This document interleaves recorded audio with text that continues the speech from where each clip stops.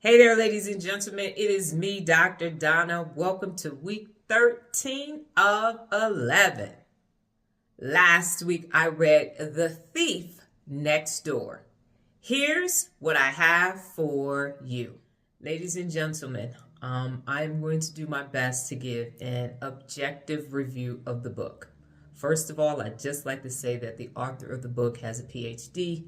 I've said in other videos, when you have people with PhDs writing books, it's either really, really good or really, really not good. This book was written in 2004, and so I read the book. I had a very difficult time reading the book. The book is short. It's less than 100 pages, and it just took me, I'd read 2 pages, put it down, read 3 pages, put it down, and I couldn't figure out what was taking place. Then I went back to the cover of the book, and I remembered that the author had a PhD. So what is the book about? The book is about the thief next door. And the thief next door, and I do have some notes here, is a soft collar criminal. And so this is the person who is not really committing white collar crimes. So they're doing things, if you think about lies, they're doing little small things to bid rig and overinflate contracts and do things behind the scenes so that they can get more money. But they don't feel like they're doing anything wrong because everybody in the industry is doing it. So that's why they're the thief next door. They're the person that pays their bills on time, goes on vacation, is a softball coach and all of that. But in their business practices, they're doing things that are industry-wide are not the best for the business. But because everybody's doing it, you just say that's just the cost of doing business, and you rationalize your ill-gotten gains. So his objective with the book was to say, how do you combat the soft collar criminal? And in his family business, they almost went out of business because of these soft collar criminals. So they used the process, and let me make sure it's right, United Consulting. And what is that? United Consulting is that you bring everybody that works in the organization together and you listen to everybody's individual ideas. Once all those ideas are heard and exhausted, you then come together and you take those ideas into consideration and you pick the ones that are going to work. And from there, you look for group consensus. If you don't have group consensus, then you go to a voting process and it goes to majority rules. Now, the difference is once you reach that voted either 100% consensus or majority vote, everybody unites as one and says, we are one team and we are going to work on these action items that we developed. And the goal is for the company to be successful. That is the process. So what he did was he discussed how he used the process in his family business. And then he went off and did research, informal and formal research. And from the formal research, he interviewed companies and they demonstrated flashes of United Consulting. From there, he said, see, this actually works in these organizations, and it's under participative management. He went on to suggest that there are things that you can implement in your organization already that you don't have to change your management and leadership styles, but just incorporate the principles and concepts of United Consulting. Now, on the face, that all seems very valuable. But I, as the real leader in this book challenge, have to determine if I'm going to recommend this book to you. And my answer is no.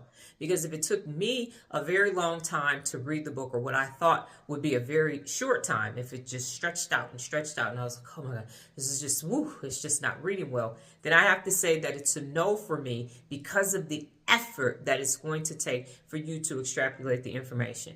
Additionally, as I mentioned, the book was written in 2004, so I followed back up to see if this person was still doing this, and the web domain is gone, and so the person at the time was an adjunct professor at a university in New York. And so it appeared that this was a good idea. There was a website made, and it was used in that time frame to start the Unity Consulting, and that information is not being used currently. I read books all the time where the author may not even be living anymore, and the concepts may be there or may not. So I have no problem with reading information from the past to see if it is still applicable for the future.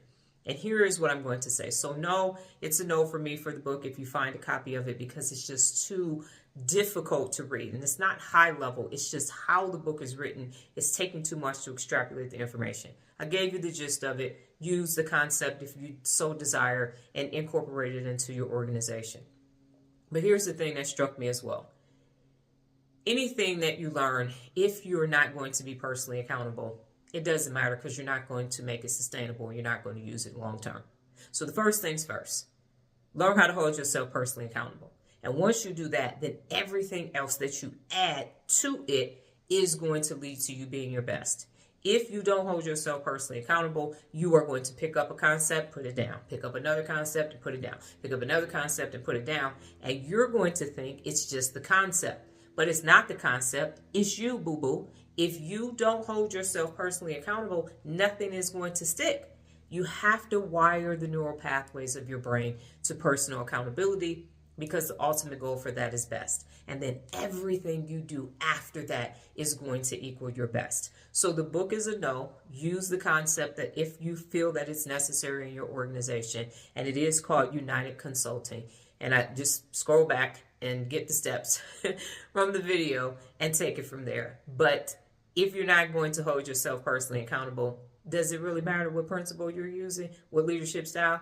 You're not going to stick to it anyway. So first things first, hold yourself personally accountable. Got it? Good. Last week in my meditation, I have been working towards this, and I'm getting there. And I want all of my FYP pages and everything that I see to be about neuroscience. I am studying the brain now, and every time I go into a social media app to post, there's something there that has nothing to do with what I'm working on. So I'm working diligently to get it done. Two problems with that is there's not a lot of information on those platforms that are value added to my actual research.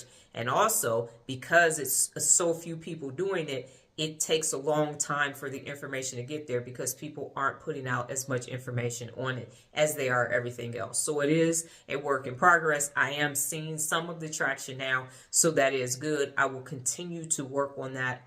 I've mentioned that I've joined a couple groups on LinkedIn as well, just to understand neuroscience and all of the different neural acronyms that people attach to the end. Well, we're going to see how this goes, because my objective again is to understand everything there is about the functionality of the brain, add it to personal accountability, and present it to you so that it's easily understood, so you can start wiring and rewiring the neural pathways of your brain. So last week it was not interested, not interested, not interested, keep it, not interested, not interested, and it's a work in progress. So I'm progressing, but it's not there completely. This week's book, Brandcebo.